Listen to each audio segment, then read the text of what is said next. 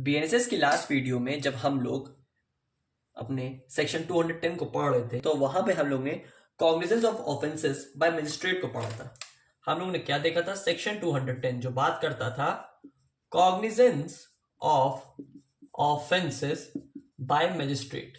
ठीक है, जिसमें हम लोग ने देखा था कि मजिस्ट्रेट अगर किसी स्पेसिफिक ऑफेंस में कॉग्निजेंस ले रहा है तो वो कितने तरीके से लेता था? 3 तरीके से लेता था। एक, उनके पास एफआईआर के थ्रू केसेस आते थे, एक कंप्लेन के पास, एक कंप्लेन से, और तीसरा सुओ मोटो यानी कि थर्ड पार्टी से। ठीक है, तो इन सब चीजों को हम लोग पढ़ रहे थे। और इससे और पहली वाली वीडियो में हम लोग क्या पढ़ रहे थे?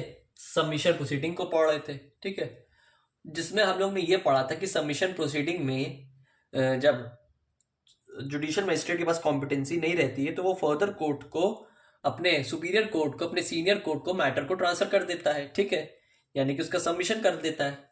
तो वहां पे हम लोग क्या कर रहे थे कि वहां पे हम लोग ने ये देखा था कि कैसे एक कोर्ट से दूसरे कोर्ट में मैटर जा रहा है। तो वहां तक तो हम लोगों ने समझ आ गई थी बात।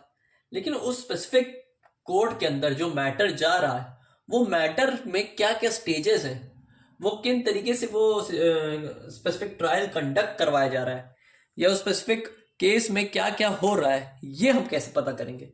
इसके बारे में हमें कैसे जानकारी मिलेगी? तो इसके बारे में जानकारी हमको मिलती है क्रिमिनल प्रोसीडिंग से।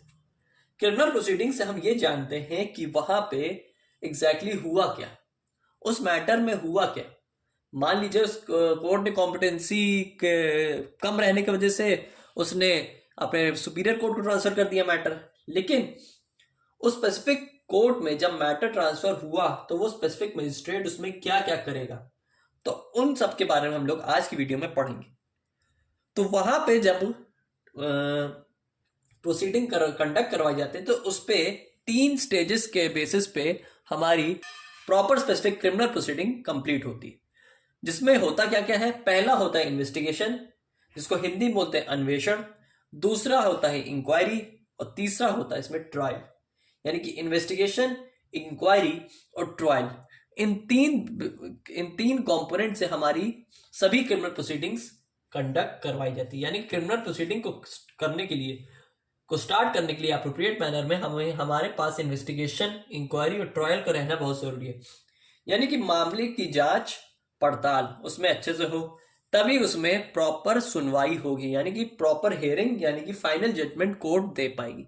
अगर इन्वेस्टिगेशन, इंक्वायरी, ट्रायल तीनों में से तीनों ही ना हो, अगर या तीनों में से कोई एक ना हो या 2 ना हो, तो आपकी वो प्रोसीडिंग अधूरी कहलाई जाएगी, उसका फिर कोई सिग्निफिकेंस नहीं निकलेगा। तो इसलिए यहां पे हमारे पास क्रिमिनल प्रोसीडिंग का होना बहुत जरूरी है, यानी कि इन्वेस्टिगेशन, इंक्वायरी, ट्रायल होना जरूरी है। तो आज की वीडियो में हम लोग डिस्कस करते हैं सिर्फ और सिर्फ इन्वेस्टिगेशन के बारे में। ठीक है, कि कैसे इन्वेस्टिगेशन होती है और किन तरीकों से इन्वेस्टिगेशन होती है। ठीक है, अभी हम इसमें कोई सेक्शन नहीं डील करेंगे। ठीक है, इससे रिलेटेड सेक्शंस हैं लेकिन उसको अभी हम लोग नहीं पढ़ेंगे। पहले हमारे पास इसका एक स्ट्रक्चरल कॉन्सेप्ट क्लैरिटी होनी जरूरी है, यानी कि किसी स्पेसिफिक टॉपिक को पढ़ने से पहले हमें उसके बारे में जानना बहुत जरूरी है। तो उसको पहले हम लोग आज की वीडियो में जानने की कोशिश करते हैं। देखिए, मान लीजिए ए ने यहां पे ऑफेंस किया मर्डर का, यहां पे ए ने क्राइम किया मर्डर। ठीक है, अब जाहिर सी बात है यहां पे बी का मर्डर किया, तो बी की फैमिली मान लीजिए सी ने, या बी की वाइफ है मान लीजिए सी। तो सी क्या कर रही है? पुलिस स्टेशन में आके यहां पे एफआईआर रजिस्टर्ड करवा रही है। अब एफआईआर तो रजिस्टर्ड हो गई, फिर नेक्स्ट स्टेप आता है हमारा यहां पे इन्वेस्टिगेशन। जो हम लोग पहले भी एक बार एक ओवरव्यू लिए थे टाइमलाइन का क्रिमिनल प्रोसीडिंग की। ठीक है, अब इसी इन्वेस्टिगेशन में यहां पे पूरा पुलिस ऑफिसर का रोल होता है। ठीक है, यहां पे पुलिस ऑफिसर का ही पूरा रोल होता है कि यहां पे एफआईआर से इन्वेस्टिगेशन, और इन्वेस्टिगेशन से आगे मजिस्ट्रेट तक जब तक वो उस मैटर का कॉग्निजेंस ना ले ले, टिल दैट एंड, वहां तक हमारा पुलिस ऑफिसर अपना रोल प्ले करता है। ठीक है, तो पुलिस ऑफिसर का वहां पे रोल प्ले किया जाता है। तो यहाँ पे जो इंडिविजुअल होते हैं, जैसे मान लीजिए एफआईआर यहाँ पे generally SHO station house officer ही रजिस्टर्ड करते हैं मेनली। अब जब यहाँ पे उस मैटर में जांच होगी या मान लीजिए उसमें इन्वेस्टिगेशन होगा उसमें, तो एसएचओ अपॉइंट करता है एक पुलिस ऑफिसर को जिसको हम लोग बोलते हैं आईओ, यानी कि इन्वेस्टिगेशन ऑफिसर। जो इन्वेस्टिगेशन ऑफिसर है वो इस मैटर पे जांच पड़ताल करता है, ठीक है। अब वहां पे वो क्या जांच पड़ताल करेगा, किस तरीके की जांच पड़ताल करेगा, इसको देखते हैं। देखिए क्या होता है, जब यहां पे आयो अपनी इन्वेस्टिगेशन को स्टार्ट करता है तो सबसे पहले वो वहां पे जाता है, कहां, क्राइम सीन पे, यानी कि जहां पर ए को मारा है, ए का जहां पे मर्डर हुआ था उस जगह पे वो जाता है। क्राइम सीन में जाने के बाद वो बॉडी को प्रोक्योर करता है, प्रोक्योर दी बॉडी, यानी कि बॉडी को अपने गिरफ्त में लेता है, अपनी कस्टडी में, ठीक है। उस बॉडी को रखता है, जैसे आप देखते हो ना कि यहाँ पे वो लगा देते होंगे कि इसके आगे कोई एंटर नहीं करेगा, स्पेसिफिक एरिया के बाहर, स्पेसिफिक एरिया के अंदर यहाँ पे कोई एंटर नहीं आएगा। यहाँ पे पुलिस का यहाँ पे इन्होंने कस्टडी इंक्लूड कर दी, यानी कि क्राइम सीन में कोई नहीं आएगा, ठीक है। फिर यहां पे बनती है इंक्वेस्ट रिपोर्ट, समीक्षा रिपोर्ट जिसे बोलते हैं हिंदी में। अब ये समीक्षा रिपोर्ट क्या होती है, ये रिपोर्ट वो होती है कि इसमें हम एसएचओ देखता है कि वो कैसे मरा, कौन सा मर्डर वेपन यूज हुआ, ठीक है, किस तरीके से मारा गया, कहां से आया वो, कैसे अटैक हुआ उस पर। तो ये सब चीजों की एक रिपोर्ट तैयार की जाती है जिसको हम लोग इंक्वेस्ट रिपोर्ट बोलते हैं। इंक्वेस्ट रिपोर्ट को खत्म करने के बाद यहाँ पे फॉरेंसिक टीम को बुलाया जाता है। अब फॉरेंसिक टीम का क्या काम होता है, यहाँ पे उस पूरे लोकेशन की या उस पूरे स्पेसिफिक बॉडी की का फिंगरप्रिंट ले। कहने का मतलब कि पहले उसने फिंगरप्रिंट लिया और उसके बाद उसकी जांच पड़ताल की कि कितने बजे मरा, यानी कि डेट एंड टाइम पता किया और भी कई चीजें की। उसके बाद बॉडी चली जाती है पोस्टमार्टम में, ठीक है, बॉडी जाती है पोस्टमार्टम में। वहां पे पूरा एकदम इन डिटेल उस मर्डर के बारे में जांच होती है, जहां पे कई चीजें, कौन से वेपन से मारा गया, कितने बजे मारा गया, कितनी तेज से वो शार्प ऑब्जेक्ट आया, कितना वाइड उसने इंजरी क्रिएट किया, ये सब चीजें हम लोग देखते हैं। जो कि यहाँ पे हम लोग देखते थे, पहले सीआईडी आता था, सीआईडी में जो डॉक्टर सालुकी होते थे तो वो जैसे पूरा फॉरेंसिक एक्सपर्ट होते थे, वो पूरी बॉडी की जांच पड़ताल करते थे और उसमें देखते थे कब कैसे मौत हुई, जहर खाने से मौत हुई, कौन से एसिड से मौत हुई। तो ये तरह तरह की चीजों को एक्सपेरिमेंट करके वो बॉडी के बारे में पता लगाते थे। तो वैसे यहाँ भी वैसे ही होता है, ठीक है। फिर जब बॉडी का पोस्टमार्टम होता है देन उसके बाद यहाँ पे पुलिस का रोल प्ले होता है, आयो का। आयो यहाँ पे क्या करता है कि विटनेस के स्टेटमेंट लेता है कि जो अगल बगल गवाही देने वाले हैं उनके भैया स्टेटमेंट रिपोर्ट बना लो, उनके स्टेटमेंट ले लो।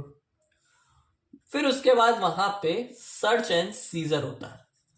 सर्च एंड सीजर का मतलब होता है कि जो अगर उससे रिलेटेड कोई स्पेसिफिक डॉक्यूमेंट्स पाए गए हैं, ठीक है, जैसे कोई काम की चीजें हैं, ड्राइविंग लाइसेंस हो गया, उसका आधार कार्ड हो गया, उसका वॉलेट हो गया, ये जितनी भी चीजें हैं जो उसके आसपास पाई गई हैं, इसमें उसके कपड़े भी हो गए, ज्वेलरी हो गई या कुछ भी हो गया, ठीक है, जो उसके एसेंशियल आइटम्स हैं उसको वहां पे कलेक्ट किया जाता है, ठीक है। फिर वहां पे बॉडी की फोटोग्राफी होती है, मतलब C2 फोटोग्राफी इसे बोलते हैं। कहने का मतलब है कि यहाँ पे बॉडी जैसे ये पड़ी है, ठीक है, जैसे इसको यहाँ पे समझिए कि यहाँ पे एक लाश है, उसको पूरा यहाँ पे इन्होंने उसकी ड्राइंग किया, फिर देन उसकी फोटोग्राफी की, ठीक है। फिर उसके बाद यहाँ पे सब कुछ हो जाने के बाद एक्यूज को उठाते हैं, एक्यूज को पकड़ते हैं और वहां पे उसको जाके लॉकअप में बंद कर देते हैं। जेल में नहीं बंद करते, लॉकअप में बंद करते हैं। जेल और लॉकअप दोनों अलग चीज है, ठीक है, कंफ्यूज ना होइएगा। तो इतनी चीजें यहां पे वो करता है। कौन करता है? IO investigation officer. उसकी इतनी ड्यूटी रहती है, ये सब काम सबसे मेजर टास्क होता है। तो इसके लिए अप्रोप्रिएट और एक सुटेबल ऑफिसर रहना जरूरी है। जरा सी गड़बड़ी होती है, जो भी गड़बड़ी होती है यही आयो द्वारा ही होती है। ठीक है, यहां अगर गड़बड़ी को ठीक कर लिया तो मैटर आगे एकदम अप्रोप्रिएट मैनर में सॉल्व हो जाता है। लेकिन अगर यहाँ पे कुछ छीछा लेदर हुआ है या फिर कुछ कह लीजिए कुछ काम 19-20 हुआ है, तो सारी प्रॉब्लम यहीं से फिर शुरू होती है। ठीक है, यहाँ पे बेसिकली जो इन्वेस्टिगेशन है इसका सिंपली से मतलब है कि यहाँ पे हम लोग कलेक्शन कर रहे हैं एविडेंसेस का। ठीक है, यहाँ पे कलेक्शन ऑफ एविडेंसेस कि जितने भी सबूत पाए गए हैं भैया सब निकाल लो, सबका कलेक्शन कर लो, सबकी एक फाइल बना लो।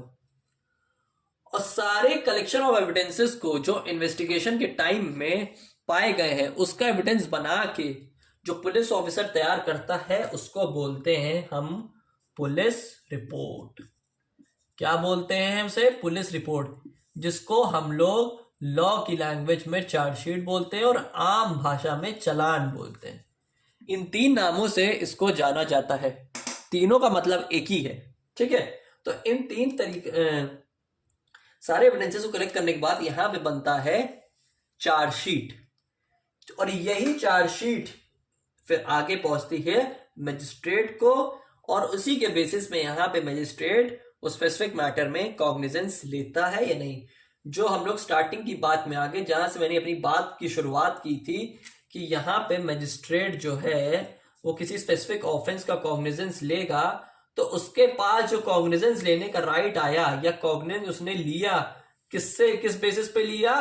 चार्जशीट के बेसिस पे लिया, कि यहां पे उसके पास चार्जशीट आई, उस चार्जशीट के अकॉर्डिंग उसने यहां पे स्पेसिफिक मैटर में मजिस्ट्रेट ने कॉग्निजेंस लिया।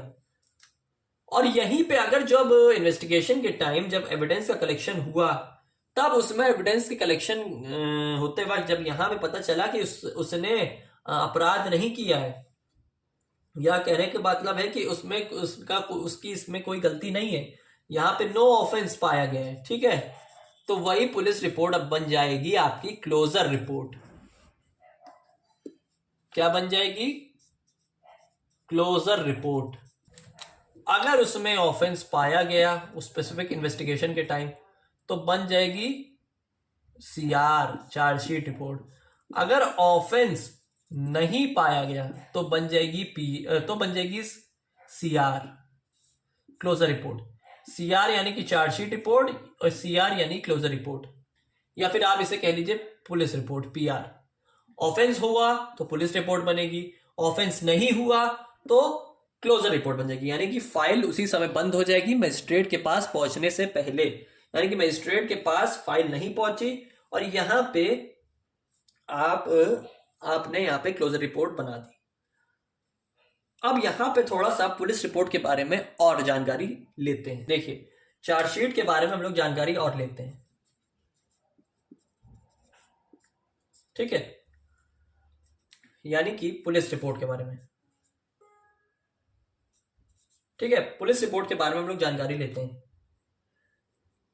अब आपके दिमाग में सवाल आ रहा होगा, या नहीं भी आ रहा होगा तो भी जान लीजिए, क्या जुडिशियल मजिस्ट्रेट यहां पे चार्जशीट के बेसिस पे कॉग्निजेंस ले लेगा? क्या वो चार्जशीट पे बाउंड है? कौन? मजिस्ट्रेट। कहने का मतलब है कि जो पुलिस रिपोर्ट, जो आयो ने, जो इन्वेस्टिगेशन ऑफिसर ने चार्जशीट बना के दी, क्या उसी पे बाउंड है हमारा मजिस्ट्रेट? क्या वो अपना जुडिशियल माइंड नहीं अप्लाई करेगा? क्या उसमें वो ये नहीं सोचेगा कि मैं भी उसमें कुछ कर सकूं? कर सकता है। देखिए, यहां पे सिर्फ और सिर्फ ऐसा नहीं होता कि मतलब जनरली तो क्या होता है कि कॉग्निजेंस जो कॉग्निजेंस जुडिशियल मजिस्ट्रेट द्वारा लिया जाता है वो पुलिस रिपोर्ट की बनाए गए चार्जशीट के ऊपर ही बेसिस रहता है, चार्जशीट के ऊपर ही रहता है। ठीक है, जनरल टर्म में। लेकिन कभी कभी क्या होता है कि यहाँ पे जुडिशियल ऑफिसर, कभी कभी यहाँ पे judicial magistrate further re examination के लिए या फर्दर री इन्वेस्टिगेशन के लिए यहाँ पे पुलिस ऑफिसर को यानी कि इन्वेस्टिगेशन ऑफिसर को बोल सकती है, यहाँ पे जुडिशियल मजिस्ट्रेट नो बाउंड नहीं है वो पुलिस रिपोर्ट पे कि उसने जो पुलिस ने जो चार्जशीट बनाई है उसी के अकॉर्डिंग एक्शन ले लेंगे।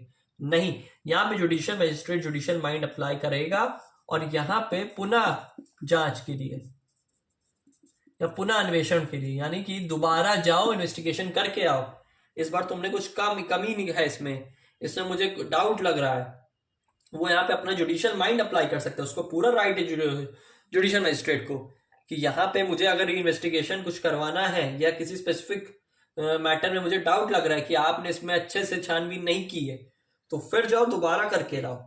ठीक है, यहाँ पे वो बाउंड नहीं है कि जो पुलिस ने रिपोर्ट बना के दे दी तो उसी के अकॉर्डिंग मजिस्ट्रेट साहब आगे कॉग्निजेंस ले लेंगे, आगे उस मैटर पे एक्शन ले लेंगे, ऐसा बिल्कुल नहीं है। ठीक है, और इसमें पुलिस जो होती है यानी कि पुलिस रिपोर्ट के बेसिस पे, मान लीजिए पुलिस रिपोर्ट यहाँ पे यानी कि चार्जशीट बना के जुडिशियल मजिस्ट्रेट के पास पहुंच गई, यहाँ ने कॉग्निजेंस उसने ले लिया। ठीक है, लेकिन कल को यहाँ पे जब पुलिस रिपोर्ट सबमिट करने के बाद अगर पुलिस रिपोर्ट को कुछ नई लीड मिलती है या कुछ नया एविडेंस मिलता है या किसी नए फैक्ट की जानकारी मिलती है पुलिस ऑफिसर को, तो वो भले ही उसने जुडिशियल मजिस्ट्रेट को उसने वहां पे चार्जशीट को जमा कर दिया, उसको सबमिट कर दिया, उसके बाद भी कहने का मतलब उसके बाद भी वो फर्दर इन्वेस्टिगेशन कंडक्ट कर सकता है। क्या मतलब हुआ कि वहां पे वो अपनी जांच पड़ताल को कंटिन्यू कर सकता है, भले ही उसने यहाँ पे पुलिस रिपोर्ट जुडिशियल मजिस्ट्रेट को क्यों ना सौंप दी हो। ठीक है, तो जैसे ही कोई अपराध होता है और जैसे ही एफआईआर दर्ज हो गई, एसएचओ पुलिस ऑफिसर ने एफआईआर दर्ज कर दी, तो वहीं से आपका यानी कि इन्वेस्टिगेशन ऑफिसर का काम शुरू हो गया, वहीं से उसकी खेल की शुरुआत हो गई और इसी के पूरे बेसिस पे यहाँ पे हमारा इन्वेस्टिगेशन खत्म होता है। ठीक है, तो ये था हमारा इन्वेस्टिगेशन का ओवरव्यू। बीएनएसएस के आज की वीडियो में हम लोगों ने डिस्कस किया इन्वेस्टिगेशन के टॉपिक को। ठीक है, जिसमें हम लोग ने इसका ओवरव्यू लिया कि इन्वेस्टिगेशन क्या है और कैसे होता है।